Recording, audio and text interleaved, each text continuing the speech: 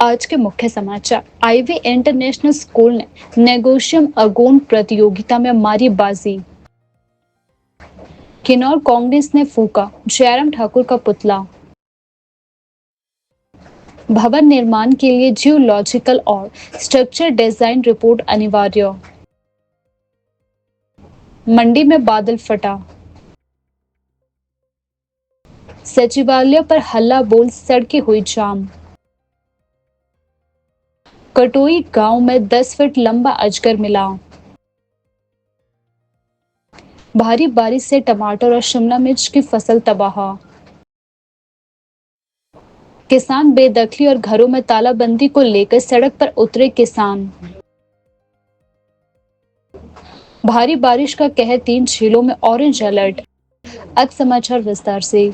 हिमाचल प्रदेश के मंडी जिले में बीती रात भारी बारिश और बादल फटने की 2 घटनाओं ने जमकर तबाही मचाई। मंडी शहर के झेल रोड समेत कई इलाकों में बाढ़ जैसे हालात पैदा हो गए। अब तक 3 लोगों की मौत की पुष्टि भी हो चुकी है, जबकि कई अन्य लोगों के मलबे में दबने की आशंका जताई जा रही है। एक महिला का शव मलबे में दबी गाड़ियों के बीच फंसा मिला, जिसे काफी मशक्कत के बाद रेस्क्यू टीम ने बाहर निकाला। स्थानीय लोग पूरी रात दहशत के साए में जागते रहे। मुख्यमंत्री सुखविंदर सिंह सुक्खू ने घटना पर गहरा शोक व्यक्त करते हुए प्रभावितों को हर संभव मदद का भरोसा दिलाया है। उन्होंने मंडी के जिलाधीश को निर्देश दिए हैं कि राहत और बचाव कार्यों में तेजी लाई जाए और प्रभावित परिवारों को तुरंत सहायता मुहैया करवाई जाए। मुख्यमंत्री ने यह भी ऐलान किया कि प्रदेश सरकार जल्द ही प्राकृतिक आपदाओं से होने वाले नुकसान की भरपाई के लिए एक स्थायी नीति लागू करेगी। इसके तहत किसी भी सरकारी संस्थान को अब नदी नालों के साथ नहीं बनाया जाएगा। सभी नए सरकारी भवन 100 से 150 मीटर की दूरी पर सुरक्षित रूप से बनाए जाएंगे। मुख्यमंत्री सुखविंदर सिंह सुक्खू की मंत्रिमंडल की बैठक में यह बयान दिया गया है। उन्होंने कहा कि हम इस तरह की घटनाओं को रोकने के लिए एक स्थायी नीति ला रहे हैं। प्रभावित लोगों को हर संभव सहायता दी जाएगी और भविष्य में ऐसी घटनाओं से बचाव के लिए सरकार सतर्क है। राहत कार्य जारी है और एनडीआरएफ की टीमें भी लगातार कार्यों में जुटी हुई है। प्रशासन की ओर से नागरिकों से अपील है कि वे सुरक्षित स्थानों पर रहे। देखिए, मंडी में रात को बहुत तेज बारिश हुई और मंडी में तेज बारिश के कारण जेल रोड और हरे भरे के जो रोड थे उसमें भारी नुकसान है। मेरे ख्याल से अभी तक जो मलबे में दबे होने और 2 व्यक्तियों के मृत्यु का समाचार मिला है, लेकिन आपदा के इस कहर में रात को जिस प्रकार से क्लाउड बर्स्ट की 2 घटनाएं मंडी में नजर आई है और क्लाउड बर्स्ट के कारण इतना तेजी से पानी बढ़ा है, इस दृष्टिकोण से मैं ये कह सकता हूँ कि अभी हमने स्थिति पर नज़र रखी है। जिला अध्यक्ष, एनडीआरएफ, एसडीआरएफ की सभी टीमों को दिशा निर्देश दे दिए गए हैं और जो जहाँ तक है पहले ये पता लगाया जा रहा है कि जो मंडी में जो रात को अत्यधिक बारिश के कारण जिन घरों में लोग फंसे होंगे उन्हें कैसे निकाला जाए, और हमारी सरकार ने उसको निकालने की प्रक्रिया को सुबह से आरंभ कर दिया। स्थायी नीति के बारे में कल हमारी आपदा पर विस्तृत चर्चा कैबिनेट में हुई। 2 बड़ी कमेटियों का गठन करने जा रहे हैं और एक फैसला हमने किया है कि अब कोई भी सरकारी संस्थान जो है, जो अभी कैबिनेट की मीटिंग में जो भी सरकारी संस्थान है, हमने देखा कि कई सरकारी संस्थान जो है नदी नालों के किनारे बना दिए जाते हैं और कह दिया जाता है कि यहाँ बना दो, और उसकी डेवलपमेंट पर, साइट डेवलपमेंट पर ही करोड़ों रुपये खर्च कर दिया जाता है। हमने फैसला किया कि नदी नालों के से कितने मीटर दूरी रखनी है, जहाँ सॉफ्ट स्टेटा उससे किस प्रकार स्टेटा का अध्ययन करना है, इस सब बारे में एक कमेटी बनेगी और जो भी स्थायी सरकारी संस्थान की बिल्डिंग्स बननी होगी वो नदी नालों से तकरीबन 100 से 150 मीटर की दूरी पर बनाने का निर्णय सरकार ने लिया। जो नदी किनारे पुराने लोग बसे हैं, पुराने लोग नदी नाले के किनारे बसे हैं, उसके लिए कमेटी का, उच्च स्तरीय कमेटी का गठन किया गया। देखिए, वो तो राहत तो हमारा जैसे ही घटना घटती है वैसे ही मिलनी शुरू हो जाती है, लेकिन फौरी राहत से मतलब नहीं है। हमें तो सिर्फ जान बचानी है। जो बेचारों के घर से कोई डेंजरस हो गए उनको वहाँ उन घरों से निकालना है, ये दृष्टिकोण सरकार का होता है। राहत के मामले में हमारी सरकार कभी पीछे नहीं रही है, आगे भी कभी पीछे। हिमाचल प्रदेश के कांगड़ा जिले के ज्वालामुखी उपमंडल की भडोली पंचायत के अंतर्गत कटोई गांव में बीते कल उस समय हड़कंप मच गया जब खेतों में घास काटने गए युवक को करीब 10 फीट लंबा अजगर दिखाई दिया। अजगर को देखकर गांव में दहशत का माहौल बन गया। ग्रामीण अजय ठाकुर ने बताया कि उसका भाई खेत में घास काट रहा था, तभी अचानक उसकी नजर घास में छिपे एक विशालकाय अजगर पर पड़ी। युवक घबरा गया और तुरंत अजगर की तस्वीर खींचकर परिवार को सूचना दी। सूचना मिलते ही वन विभाग की ज्वालामुखी रेंज के भडोली बीट से एक टीम मौके पर पहुंची। विभाग की टीम ने काफी मशक्कत के बाद अजगर को सुरक्षित तरीके से पकड़ा और फिर उसे दूर जंगल में छोड़ दिया।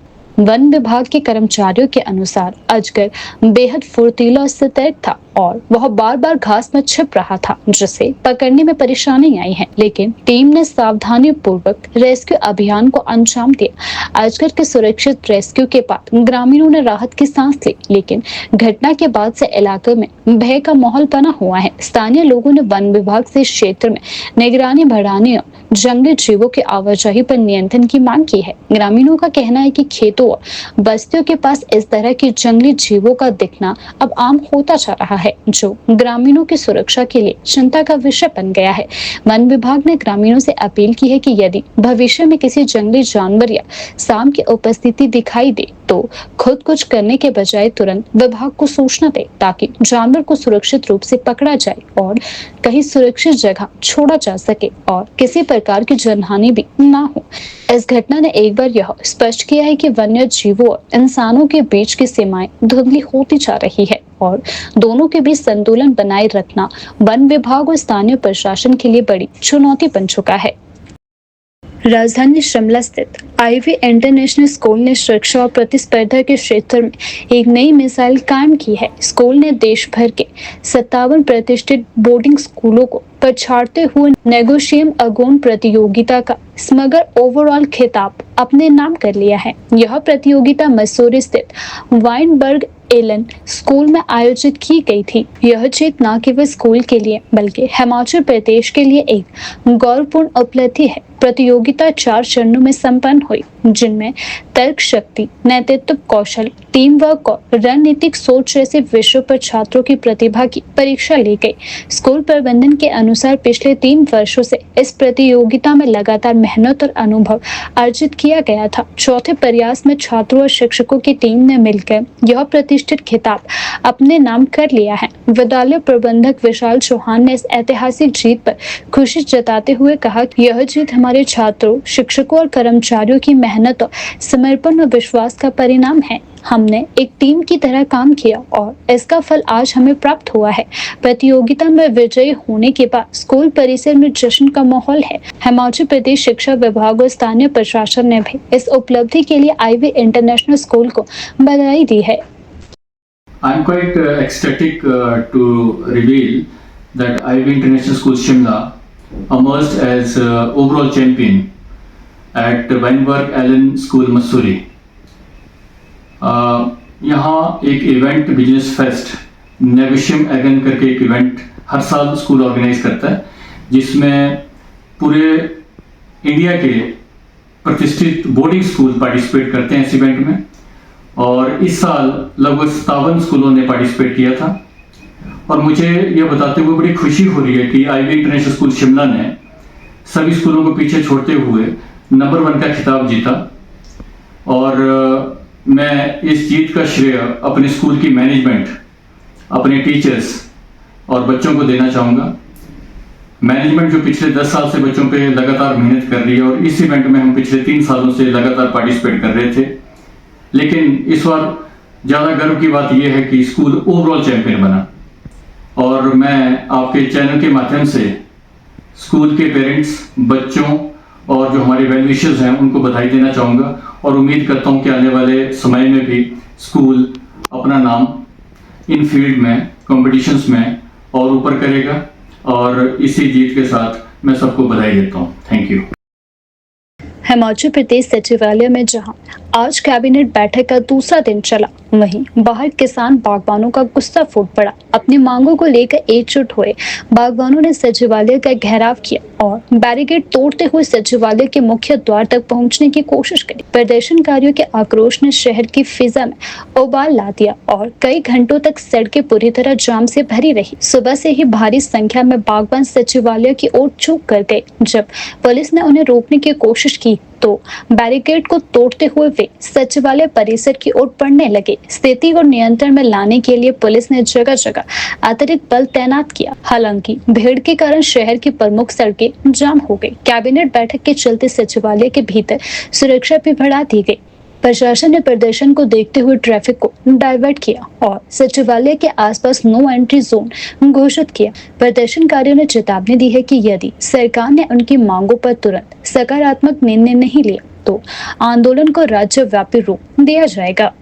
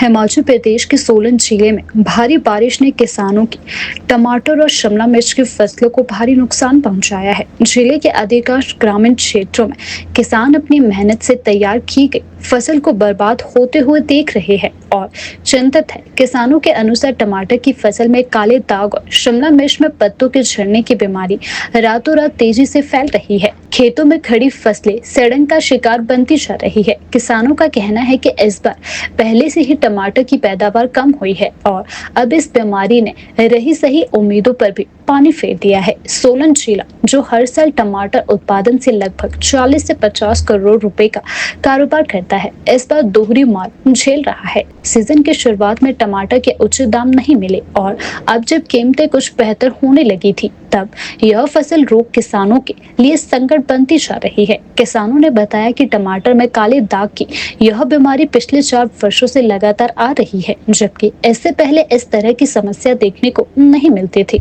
इस स्थिति पर कृषि विभाग के उप निदेशक देवराज कश्यप ने किसानों को सलाह देते हुए कहा कि टमाटर के पौधों से करीब 20 सेंटीमीटर तक की ऊंचाई तक पत्तियों को काट दे और खेतों में जल निकासी का उचित प्रबंध करे। यह रोग अधिक बारिश के कारण खेतों में पानी जमा होने से फैलता है। उन्होंने यह भी कहा कि कृषि विभाग की टीमें प्रभावित क्षेत्रों में जाकर किसानों को जागरूक कर रही है और आवश्यक तकनीकी सहयोग भी प्रदान कर रही है। हिमाचल प्रदेश की राजधानी शिमला में हिमाचल किसान सभा और सेब उत्पादक संघ की अगुवाई में किसानों और बागवानों ने जोरदार प्रदर्शन करते हुए सचिवालय का घेराव किया। प्रदर्शनकारी सेब बगीचों पर बेदखली और घरों की तालाबंदी के खिलाफ सड़कों पर उतरे और टॉलिन से सचिवालय तक रैली भी निकाली गई। रैली के बाद प्रदर्शनकारियों ने सचिवालय के पास चक्का जाम कर दिया और सरकार के खिलाफ जोरदार नारेबाजी की। जब प्रदर्शनकारियों ने बैरिकेड्स हटाकर सचिवालय की ओर बढ़ने की कोशिश की तो पुलिस ने उन्हें रोक दिया, जिससे हल्की धक्का मुक्की और तनावपूर्ण माहौल भी बन गया। प्रदर्शनकारियों का कहना है कि राज्य सरकार बेदखली की कार्यवाही और तालाबंदी जैसे कार्यों को तुरंत रोके। उनका आरोप है कि सेब के बगीचों को अतिक्रमण बताकर किसानों को उजाड़ा जा रहा है, जबकि ये बगीचे केवल जमीन नहीं बल्कि राज्य की कृषि आधारित अर्थव्यवस्था की रीढ़ है। प्रदर्शन को देखते हुए सचिवालय परिसर में सुरक्षा व्यवस्था कड़ी कर दी गई। हालांकि अब तक सरकार की ओर से इस मुद्दे पर कोई औपचारिक प्रतिक्रिया नहीं आई है, लेकिन किसानों और बागबानों ने चेतावनी दी है कि अगर उनकी मांगे नहीं मानी गई तो आंदोलन और उग्र रूप ले सकता है। और हम जानते हैं ये आंदोलन 2 दिन का नहीं है, ये लंबा आंदोलन चलने वाला है।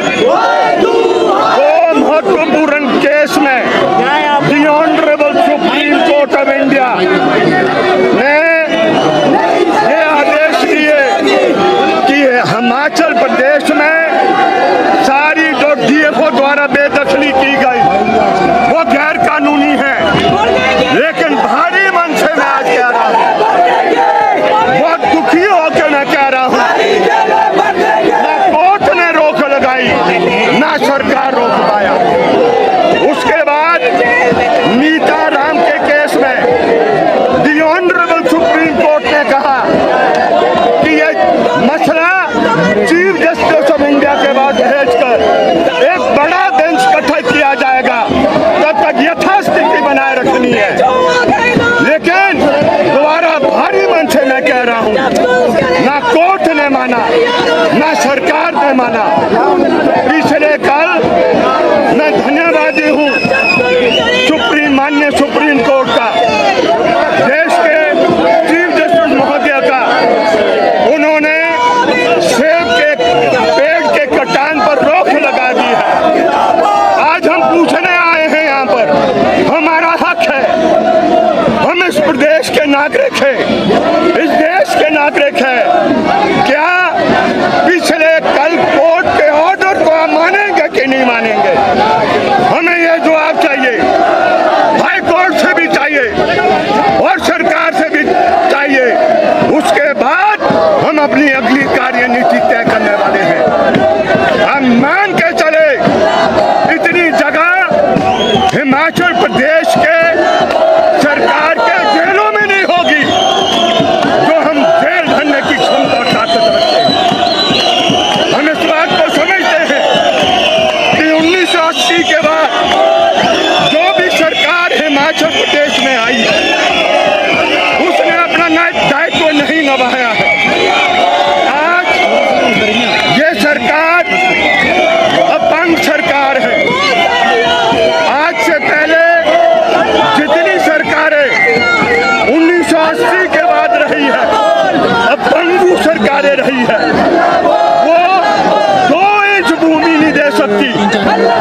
मैं पूछना चाहता हूँ राष्ट्रपति महोदय से कि कोई राज्य है इस देश में ऐसा जहाँ चुनी हुई सरकार 2 विषय भूमि नहीं दे सकती है?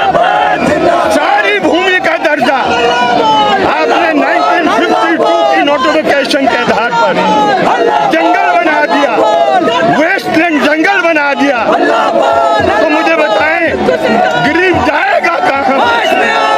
इसलिए ये लड़ाई होने वाली है, ये लड़ाई लंबी होगी। इन्होंने तय करना है कि ये लड़ाई को कितना लंबा ले जाना चाहते हैं।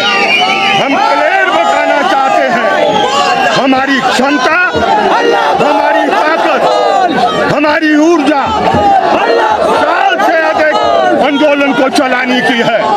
अगर इस देश के अंदर संयुक्त किसान मोर्चा 1 साल से अधिक 732 शहादतें देकर 3 कृषि कानून को वापस करने की ताकत रखता है, ये जन जो आज यहाँ पर आया है, हम ताकत रखते हैं। जो आज विधवा को 3 बीघे से कम वाले को बीपीएल के मकानों को जो ताला लगाने का काम किया जा रहा है, अगर ये नहीं रोक सकते हैं तो हम अपनी ताकत के साथ आपके सामने और इस सरकार के सामने और इन कोर्ट कचहरियों के सामने रोक कर दिखाएंगे। सिराज विधानसभा क्षेत्र के थुनाग में राजस्व मंत्री जगत सिंह नेगी के साथ भाजपा कार्यकर्ताओं द्वारा किए गए दुर्व्यवहार और उनकी गाड़ी पर काले कपड़े व जूते फेंके जाने की घटना के विरोध में किन्नौर कांग्रेस ने जोरदार प्रदर्शन किया। जिला मुख्यालय रिकांगपिओ में पूर्व मुख्यमंत्री जयराम ठाकुर का पुतला फूंका गया। इस विरोध प्रदर्शन की अगुवाई जिला कांग्रेस अध्यक्ष उमेश नेगी ने की, जिसमें सैकड़ों कांग्रेस कार्यकर्ताओं ने भाग लिया। प्रदर्शनकारियों ने भाजपा के खिलाफ नारेबाजी करते हुए इस घटना की कड़ी निंदा की है। कांग्रेस प्रवक्ता व हिमाचल प्रदेश जनजातीय सलाहकार परिषद के सदस्य केसर नेगी ने इस अवसर पर तीखा बयान देते हुए कहा कि जयराम ठाकुर के इशारे पर इस राज्य में राजस्व मंत्री पर हुआ हमला जनजातीय समुदाय का अपमान है, जिसे किसी भी हालत में बर्दाश्त नहीं किया जाएगा। उन्होंने आगे कहा कि जयराम ठाकुर की राजनीतिक जमीन पर अब खिसक चुकी है। अगर भविष्य में जयराम ठाकुर जनजातीय क्षेत्रों का रुख करते हैं तो उन्हें तीव्र विरोध का सामना करना पड़ेगा। यह वाक्य केसर सिंह ने कहा है। हालांकि विरोध प्रदर्शन के दौरान कोई अप्रिय घटना नहीं हुई है, लेकिन प्रशासन ने सुरक्षा के लिहाज से भारी पुलिस पर तैनात कर रखा था। कांग्रेस कार्यकर्ताओं ने शांतिपूर्ण तरीके से अपनी बात रखी और जयराम ठाकुर के खिलाफ विरोध प्रदर्शन जताया।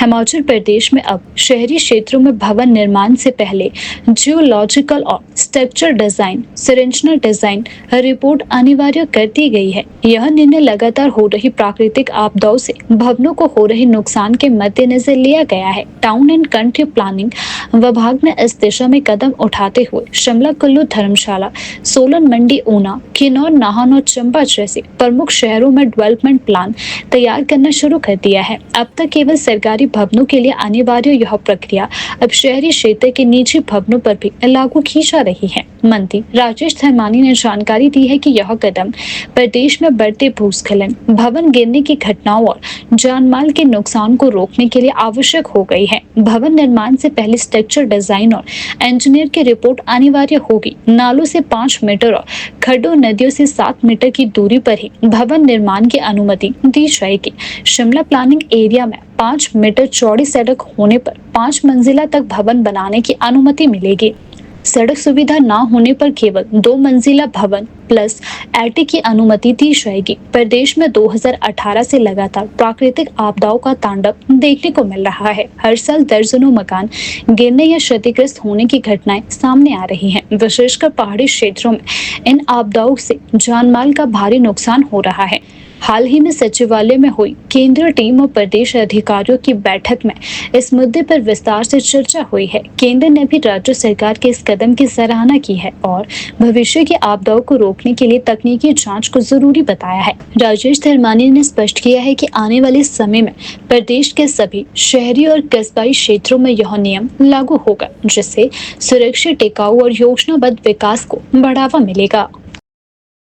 हिमाचल प्रदेश में मानसून ने एक बार फिर विकराल रूप धारण कर लिया है। मौसम विभाग केंद्र शिमला ने कांगड़ा, कुल्लू और मंडी झीलों के लिए कई क्षेत्रों के लिए भारी बारिश का ऑरेंज अलर्ट जारी किया है, जबकि अन्य झीलों में येलो अलर्ट प्रभावी रहेगा। प्रदेश में 3 अगस्त तक बारिश का सिलसिला जारी रहने की संभावना भी जताई गई है। हिमाचल प्रदेश में 200 सड़कें, 62 बिजली ट्रांसफार्मर और 110 जल आपूर्ति योजनाएं ठप हो चुकी है। मंडी जिला सबसे अधिक प्रभावित रहा, जहां 121 सड़कें और 39 जल आपूर्ति योजनाएं बाधित है। मौसम विभाग के अनुसार 29 से 23 जुलाई को राज्य में तेज बारिश की गतिविधियां होने की संभावना है, जबकि 31 जुलाई से 3 अगस्त तक कुछ स्थानों पर हल्की से मध्यम बारिश हो सकती है। अगले 2 दिनों में अधिकतम तापमान में 2 से 5 डिग्री सेल्सियस की गिरावट आ सकती है। हिमाचल में इस मॉनसून सीजन 20 जून से 28 जुलाई के बीच 164 लोगों की जान जा चुकी है। 259 लोग घायल हुए हैं। और 35 लोग अभी भी लापता चल रहे हैं। इनमें से 74 लोगों की मौत सड़क हादसों में हुई है। बादल फटने और भूस्खलन और बाढ़ से अब तक 1607 मकान, दुकानें और ढांचे क्षतिग्रस्त हो चुके हैं। 1168 गौशालाएं तबाह हो चुकी है। 1402 पालतू पशुओं की मौत हुई है। कुल नुकसान का आंकड़ा 1523 करोड़ तक पहुंच चुका है। प्रदेश सरकार आपदा प्रबंधन विभाग अलर्ट पर है। संवेदनशील क्षेत्रों में एनडीआरएफ और स्थानीय प्रशासन को तैयार रखा गया है। सरकार ने लोगों से अपील की है कि वे नदियों, नालों और भूस्खलन संभावित क्षेत्रों से दूर रहे